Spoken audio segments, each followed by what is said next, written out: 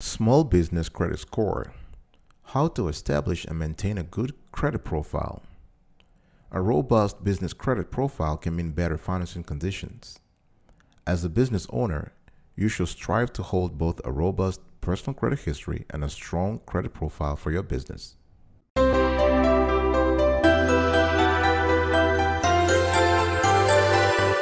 Welcome back, folks, to another edition of Sweetie Kiwi. How are you doing today? I hope you are doing fantastic. I'm doing marvelous, if you were to ask.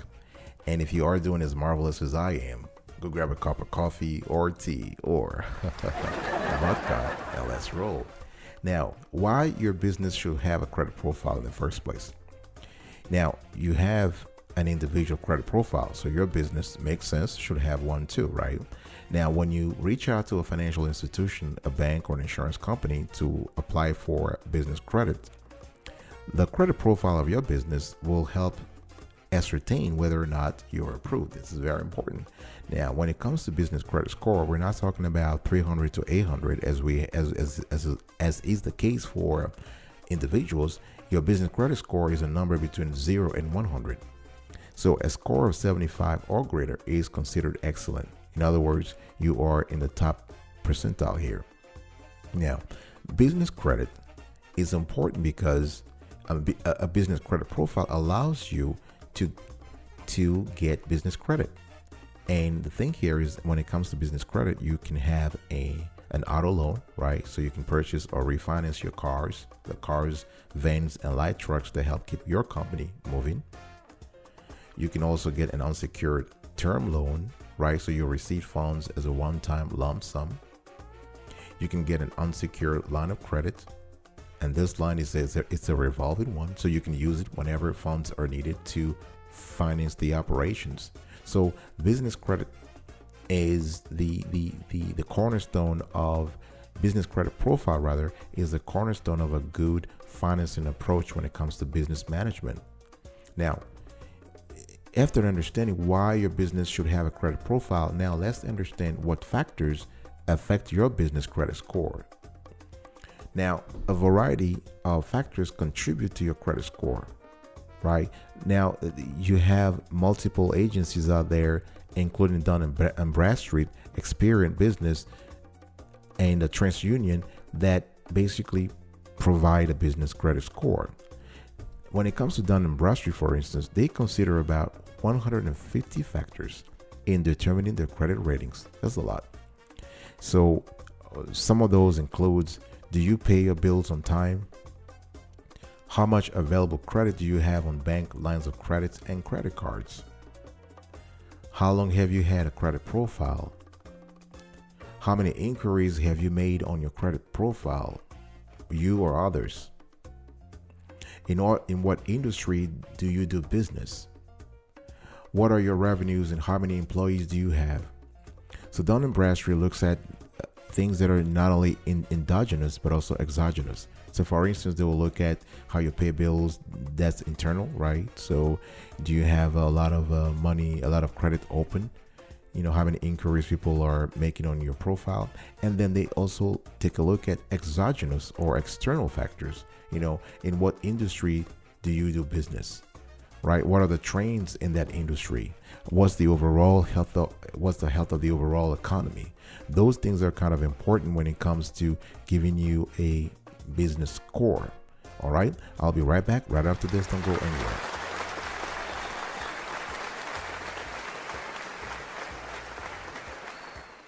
Welcome back, folks, to another edition of Sweetie Kiwi. We're still here talking about a small business credit score. And now the third thing I want to talk about is find out your current business credit profile. Before you start acting on it, you need to find out what it is right now, right? The question is, does your business even have a credit profile? It might.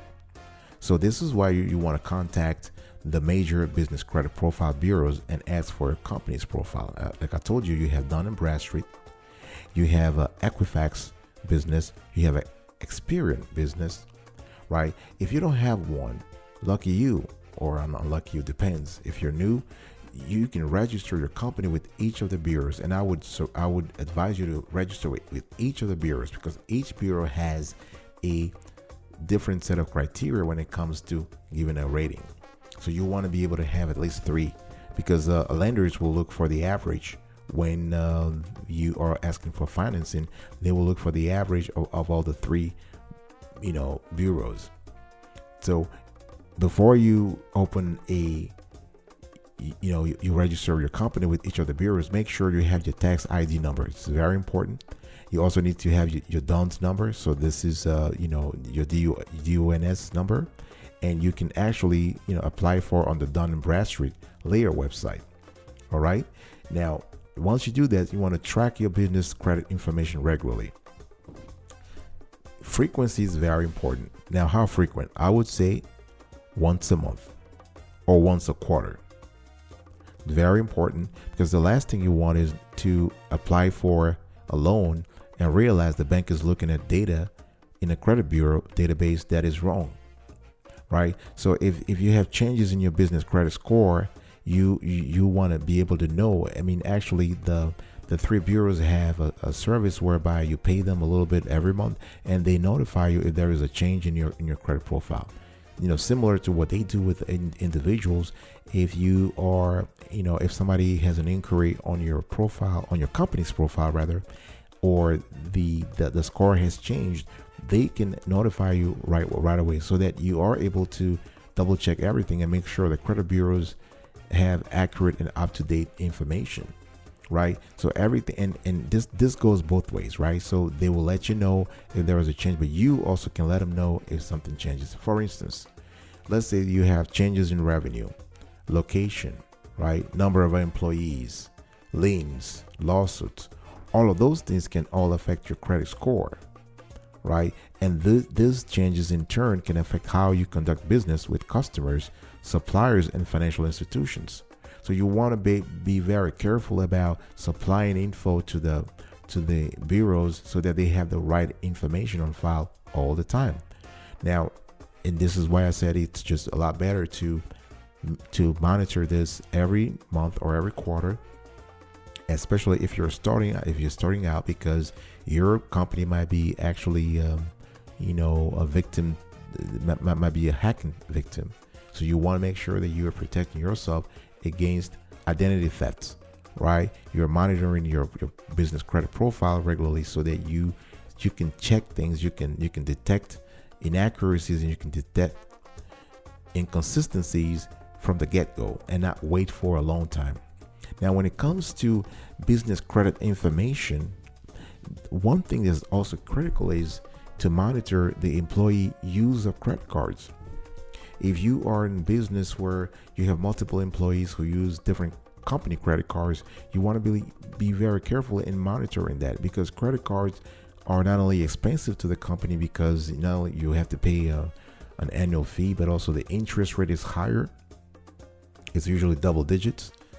It's not as low as a loan or a revolving line of credit. So you want to make sure that every amount that is spent on those credit cards is accounted for, is reconciled on the company's trial balance, and most importantly, is accurately reported in the credit bureaus of file, right? Because the last thing you want is to have some kind of fraudulent company credit cards out there where someone is just using the company's money, and you cannot reconcile the amount, or you cannot detect it.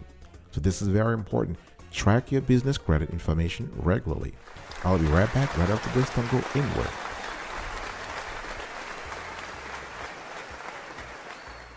Welcome back, folks, to another edition of Sweetie Kiwi. I'm very happy to still have you around, and if you love the quality and the clarity of the content I'm giving you so far, please consider subscribing to our channel and turn on the notification button.